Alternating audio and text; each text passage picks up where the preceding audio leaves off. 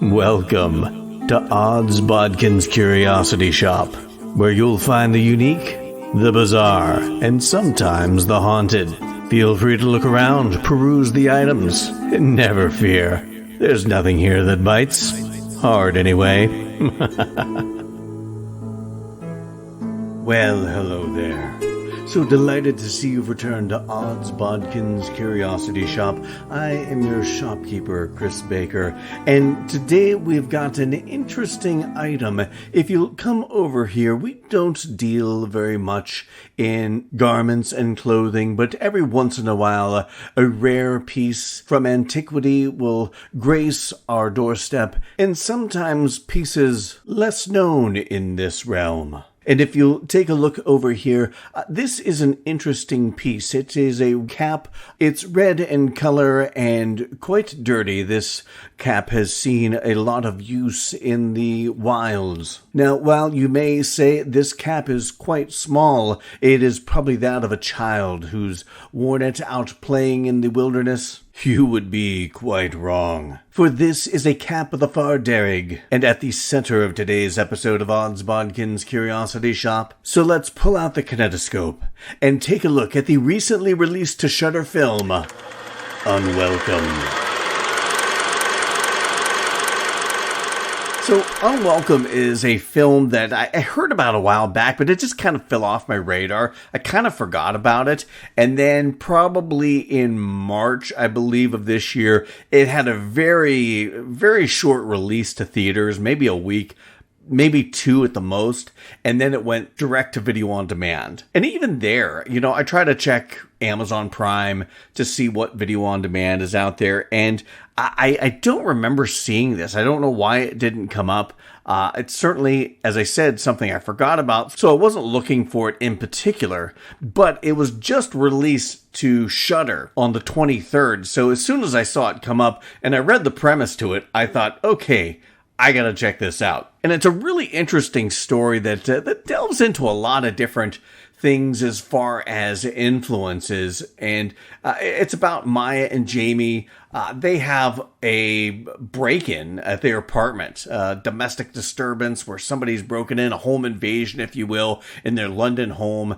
And because of this, Jamie inherits a house from an aunt that he hadn't known for quite some time, and they moved to the country, only to discover that there are things lurking in the ancient woods behind their house that kind of butts up against their garden that they had no idea of. And of course, Maya being pregnant is kind of at the center of these malevolent beings in the woods. And we see what happens when almost kind of a mirror image of what happened to them back in London happens to them in this rustic rural town that they've come to live in, and what Maya and Jamie will do to protect one another, to protect their unborn child. It's got a lot of things going on, and we're going to talk about those. But before we do that, I want to mention the fact that this film is directed by John Wright. And if you ever watched that movie Grabbers, he directed that movie. Mark Stay also wrote this film. The story is kind of a combination of the two of them working together on this idea, but Mark Stay was the writer of this. And you've got a really good cast. I was quite impressed with some of the people they had in this. They had a lot of good actors, a lot of actors I've enjoyed in other films. And we'll kind of talk about that a little more in depth when we talk about the characters. We'll talk about the actors as well. But I really can't say too much more about this movie other than the fact that I really liked it. Now, you'll have a lot of reviewers out there. I've seen some that really dig it. I've seen some that liked it, but they, have little nitpicks here and there, like, oh, they didn't explain the lore enough. I've got my opinions on that. This is a movie that really didn't need to lean on lore to be effective. And I'll explain that later, but from here on out, we are going to get spoilery. So if you haven't watched Unwelcome, I encourage you to go check it out on Shudder and come back when you've watched it and see what I think about it. See if how it relates with how you felt about this movie. If you have watched it, or maybe you're on the fence and you don't care about spoilers, we're going to press on. But from here on out, there are going to be spoilers.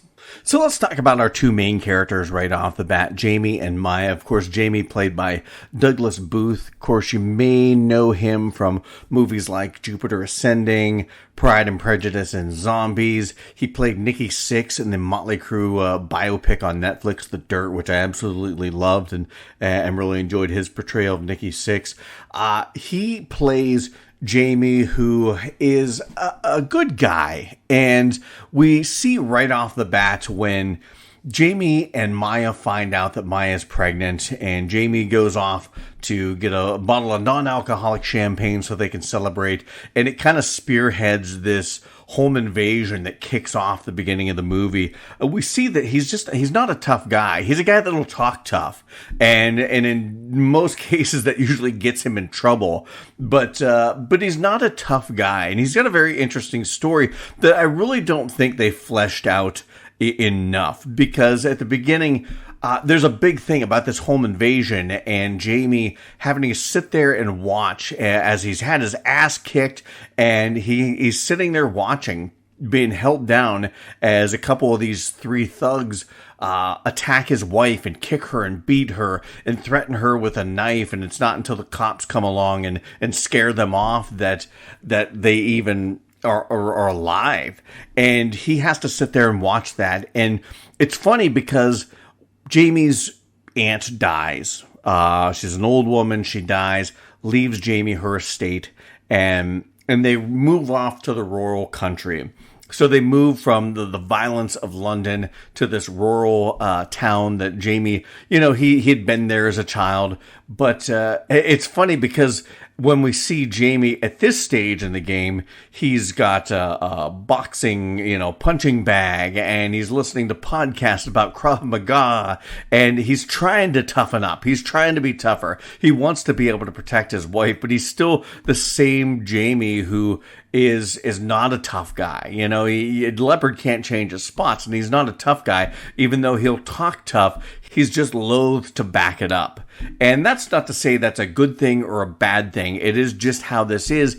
And it was a little disappointing with this character because they set up this arc with him, not being able to protect his wife, and they never really paid it off. I mean, he has a moment where he stands up to another antagonist of this movie at the very end, but even then, he doesn't save the day for his wife. He doesn't really protect her. He stands up to the bad guy, which we'll talk about in a little bit, but it's really the dog that comes along and attacks the bad guy and saves both Jamie and Maya. So I really like this character. I thought this character had some interesting paths they could have gone down as far as fleshing out an interesting story arc for this character, but it just was never really paid off what they set up at the beginning, and that was a little disappointing. One of the few things that disappointed me about this movie. Now, Maya is played by Hannah John Kamen, and you probably know her from, she's been in a ton of things. Star Wars Force Awakens. She was a first order officer. She's in Tomb Raider, Resident Evil, Welcome to Raccoon City. She played Jill Valentine. She's done a couple episodes of Black Mirror. She was in a couple episodes of Game of Thrones. She had a recurring role in Dark Crystal Age of Resistance, which I loved. F you, Netflix, for canceling that.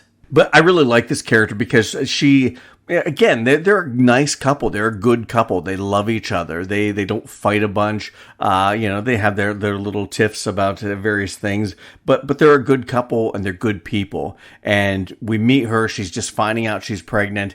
And when we get that little bit of a time jump to where they're moving to this rural town where Jamie spent time at his aunt's as a child, she is very much pregnant. She's probably in the third trimester, very close to her due date. But she, like I said, aside from just being a good person, there is an interesting kind of subtext to a lot of that's going on, because she was in that home invasion with her husband, and she was there when her husband wasn't able to protect her. So it really feels like sometimes she is trying to protect herself She doesn't, I don't think, feel like she can depend on her husband, and she is going out of her way to intervene on his behalf because she knows he's trying to talk tough to overcompensate for, not being there when she needed him. And so she kind of steps in and tries to be the, I don't know, the voice of reason, and that leads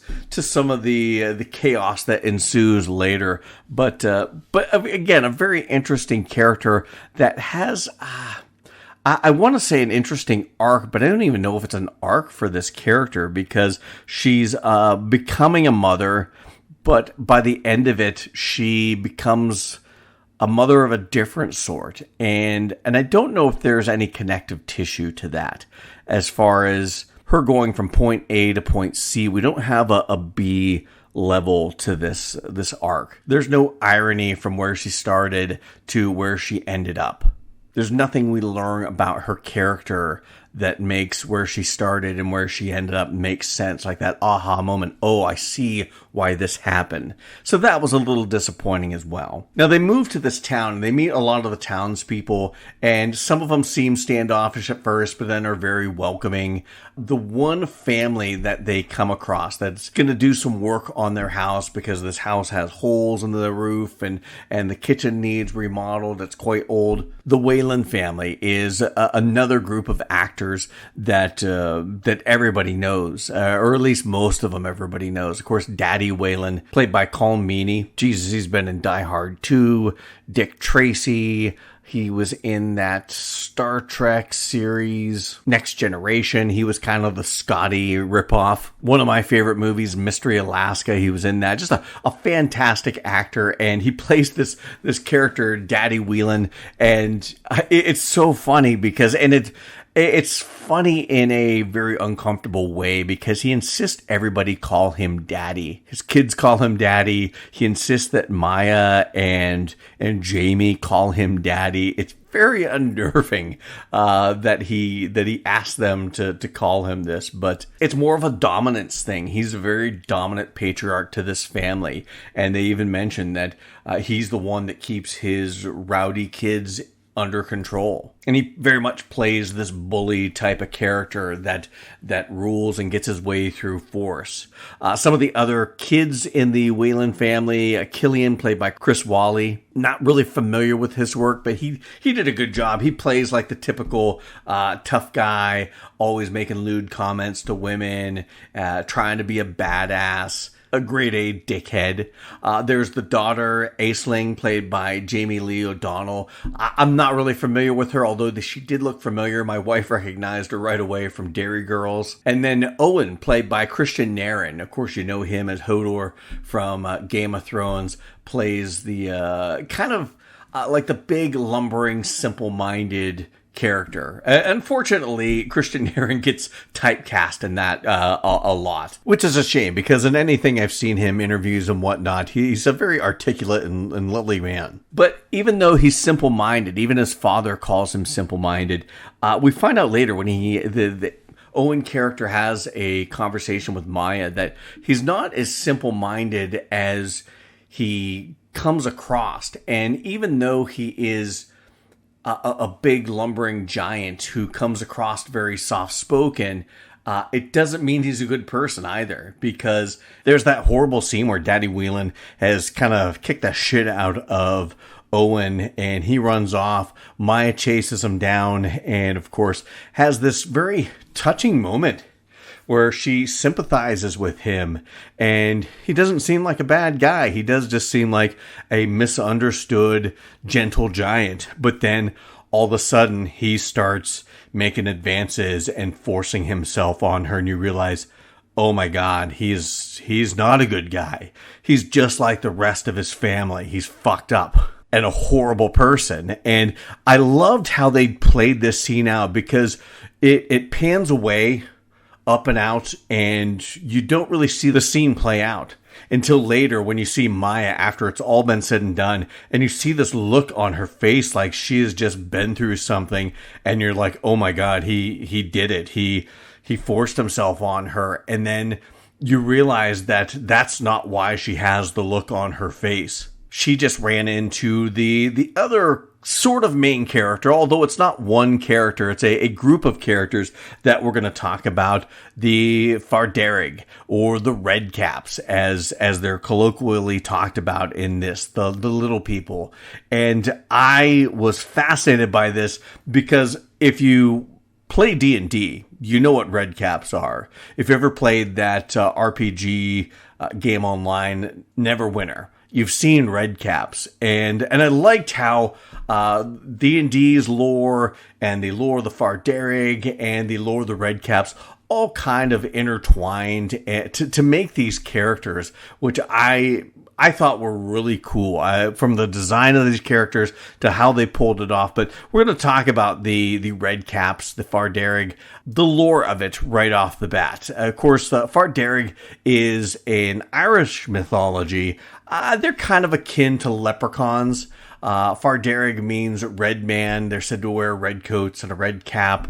They're really known for practical jokes, and sometimes these practical jokes can turn gruesome. One of the examples I read was replacing babies with changelings, things of that nature. Now, while Farderig is an Irish mythology, and of course this is an Irish movie, Redcap is actually more of a Scottish Anglo type of lore. They're very similar. Of course, they have the pointy teeth and the skinny fingers with the large talons and the beady eyes. They also wear red caps. So I think, like a lot of lore, it all comes from the same place, and every nationality's got their own variation on it. They may look a little different, act a little different, but it's all pretty much the same thing. But these creatures were really cool in their design, and I'll get into that here in a little bit. But that's really what this movie is basically about. Jamie inherits this cottage, this house from his aunt. It has a garden. This garden has a border between the garden and this old, ancient, gnarly, wooded area behind the garden. It's blocked off by this stone wall with this creepy wooden door, and there's like a little slot, and he finds out that his aunt had been making sacrifices, blood sacrifices, nothing too gruesome. She just leaves out a little bit of liver every night to the little people, the Redcaps, the Farderig, as an offering to them. And it all seems like, I would say that it comes across as just a crazy old lady, but from the very get-go, we get POV shots of little creatures and little vocalizations, so you know that they're real. And there's never a question about that. I think maybe that could have been done a little more. Oh, it's just myth, it's nothing, and then bam, no, they're real. We really get a sense that they're real from the beginning of this movie. But there really are kind of two stories. There is essentially the story of Maya coming to grips with the fact that the Farderig are real. And then there's the story of Maya and Jamie in this new house where they're trying to get things done, but they're dealing with this Wayland family who are taking liberties, and things escalate because Jamie's trying to be the tough guy. He's trying to be the protector of his wife, the protector of his unborn child, and that just makes worse because he shoots off his mouth and essentially can't back it up until the Christian Naring character Owen goes missing because of that incident with him and Maya in the woods, and Daddy Wellen comes looking for his son, and this a second home invasion scenario happens at the last third of this movie, in the third act. And the movie really is about what a mother will do to protect her unborn child, protect her family, because she knows her husband can't do it. She has come to realize that these Farderig, these Redcaps, are real because she saw them take Owen out, drug him off, and they end up coming back. And this is the really cool reveal scene where I think we first see a Redcap in its glory. Maya's at home alone, and she sees through the window this kind of little hand shadow going up to the door handle, opening the door, and then in comes this Redcap.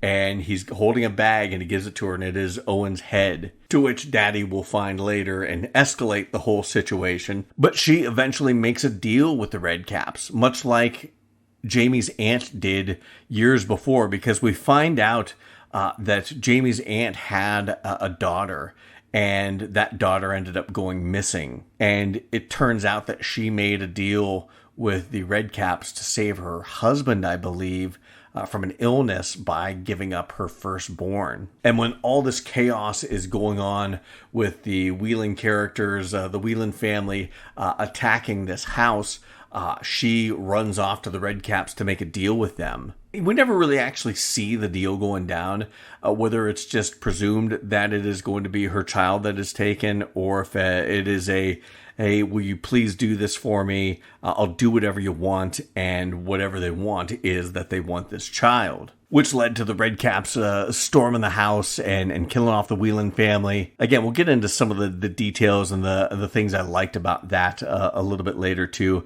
But then, of course, payment is due once these Redcaps save the family. Maya goes back to this little hovel that they had, the stone hovel that they have in the woods that goes down into the earth in these tunnels, and you find this old lady there, which was Jamie's aunt's daughter that was taken away by the Redcaps decades ago. She is there. She's kind of like their mother figure. It's kind of a weird situation, but this mother figure has Jamie and Maya's baby, and Maya is not leaving this baby here. She kills the old lady and kills one of the Redcaps, and then goes back to the house, and then they had this really weird scene at the end where Maya is essentially baptized in blood by this floating skull, and all the Redcaps are surrounding her, calling her Mother Redcap. It is just a really weird, creepy end.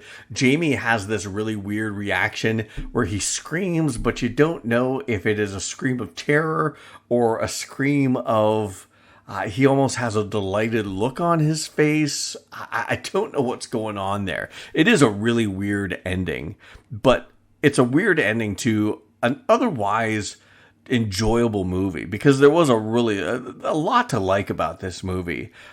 The story, I think, was relatively simple. This movie's bookended by home invasions. The stuff with the Redcaps is essentially what weapon Maya will use to protect her family from the next home invasion. As I said, Jamie kind of gets screwed in this as far as a story arc, because, he has that one scene at the end where he stands up to Daddy Whelan, but it's the dog. It's Rory, the drunk that is at the beginning of the movie, his dog that comes and saves the day. And it's just kind of lackluster for him. Maya has this weird arc from becoming a mother at the beginning of this movie to becoming mother of the Redcaps by the end, but there's no connective tissue as to what that even means for her. If it means anything, there's no irony to it. There's no aha moment. I see, this is why this happened. So that was a little disappointing. But other than that, there really are some interesting things going on here. Some interesting characters. The Redcaps were very fascinating because I think probably the best part of this movie was the Redcaps and everything around them. From that first scene where you get just little glimpses and POV shots from behind this garden door where they're watching Jamie's aunt as she's died, to that scene where Rory is walking down the road going home after drinking a lot, and you see him walking past this old castle-y church, and you see this little tiny figure jumping from the parapets from one level to the next before Rory is attacked and killed, to that great scene when you really get a full reveal of the Redcaps when that Redcap brings Owen's head to Maya. And they did a lot of really cool work with this special effects wise, because these creatures were all done practically for the most part. They were guys or girls in costumes, real life size, but then they took the sets and made replicas 2 times bigger. So when they were in these giant sets, they look like small people, and they kind of matched them up and superimposed and made it look like there's this little creature inside of a big house with a big person. And it just reminded me a lot of the tricks that they used, Peter Jackson used when making the Hobbit stuff in Lord of the Rings. He used a lot of forced perspective. I don't think they used that in this as much as, like I said, they did with the regular sized person in just a bigger set. But it was cool. They had the costumes, they had practical goblin, red cap faces, and then they used CG to superimpose motion capture faces on top of these. So you got a little creature, and then you got the facial movement and articulation done by CG, and it just all was a great marriage of these different ways of pulling this off. And you've got bigger budget movies that can't do this shit or won't do this shit. They'll just go completely with the CG route, and 9 times out of 10 it looks bad. It looks like CG. Whereas this, they did it practically. They used CG to enhance it, and to me that's the best use of CG, when CG is enhancing practical effects.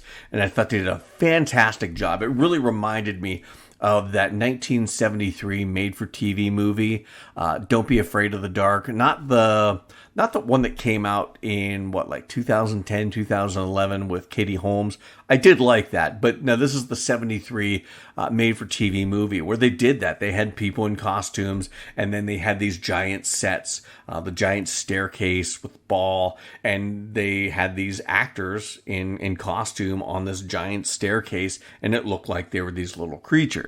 And they did a lot of that, and it reminded me, the effects that they did in this, it reminded me a lot of that 73 Don't Be Afraid of the Dark. Now, one of the chief complaints I've heard about this movie is the fact that they don't really dig much into the lore, but I don't think you need to know the lore of the Redcaps. I knew of Redcaps through like Dungeons and Dragons and the game Neverwinter, and I knew they were kind of mischievous creatures, a lot of laughing, very much like the Gremlins. And I know this movie kind of has a good feel, like the Gremlins meets Ghoulies, meets Don't Be Afraid of the Dark, meets Straw Dogs, when you're talking about home invasion movies, especially ones set in the British Isles. But they are very cackly creatures, and I thought they portrayed that excellently in this movie. The lore of the Fardarig really matched what they portrayed on here, even though it is kind of an amalgamation of the Fardarig, the Redcaps, stuff like that. But I don't think you needed to know why this is happening. These are creatures that are ancient, old as time probably, and all you have to know is that they are. You don't have to know why. You have a little bit of the lore that Jamie's aunt would set out a piece of liver as a blood offering every night to keep them at bay. Now, there are several of them, and how that little piece of liver would feed all them and sate all their bloodlust, I don't know. But there again, you gotta have at least a little bit of suspension of disbelief. But you really don't need to know why they're there. You just have to know that they are. It's not like Gremlins, where you gotta know the rules. Don't feed them after midnight. Don't get them wet. Don't put them in direct sunlight. It's not like you fucking need that sort of lore explained to you. They are. You get the reason why they get that bloodlust, when they haven't been fed, they get hungry. And that's when you get characters like Rory killed. And it almost feels like the town knows something. The town is nice to them because they know that they're going to be taking up the mantle that Jamie's aunt took up and feeding these creatures and keeping them at bay, keeping them satisfied. And it almost feels like the townsfolk know about this. They knew what was going on with the aunt feeding these creatures, and they never really come out and say it, but that's kind of the vibe that I got with this, which I thought made another interesting aspect of the lore, that sometimes lore should be explained, sometimes lore needs to be explained, but sometimes lore can be divined just from the context of how things are happening in the movie. You don't always need everything explained to you word for word and beat for beat. Sometimes things just are. But ultimately, I really liked this movie. I thought the acting was probably the best thing about it. I thought the Fardarig, the red caps, the creature design, and the special effects to bring these creatures to life was just wonderful. I thought the portrayal of these creatures was really fun and gleefully menacing. My two biggest complaints was the fact that Jamie and Maya didn't really have very cohesive arcs.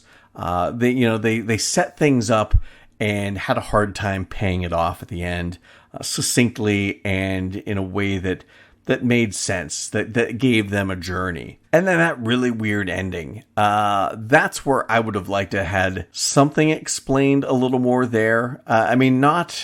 Not as to what was going on with Maya. She's essentially replacing the old woman that she was killed and being this mother figure to the Fardarig. I think that may be where some lore could have helped as to why they needed a mother figure, why they needed her to be the mother red cap at the very end. But the thing with the floating skull and the blood, I just wasn't quite sure what that was all about. And not even in a way that makes me, sometimes things don't need to be explained because it's there to just make you wonder about what's going on or what happened. This didn't even give me that. It was more of just she's getting blood poured on her from the floating skull.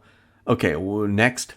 I didn't really care about it. So it didn't work in that regard for me. But ultimately, like I said, acting, special effects, the story for the most part I thought was really solid and really good, outside of a couple missteps with story arcs and that ending. And it did have some chill-worthy moments, some moments that were creepy and spooky, not terribly scary. The scene where the Redcaps attacked the Whelan family in the house was just delightful. Like I said, it very much felt like a cross between Gremlins and Ghoulies. And just the way they filmed these Redcaps was just eerie and otherworldly and creepy. Them getting all stabby with their little knives was quite enjoyable. And it had some really good gore scenes. If you're into gore, there's a really good scene with the Aisling character where she gets her stomach ripped open. There's a little bit of CG work there that wasn't great,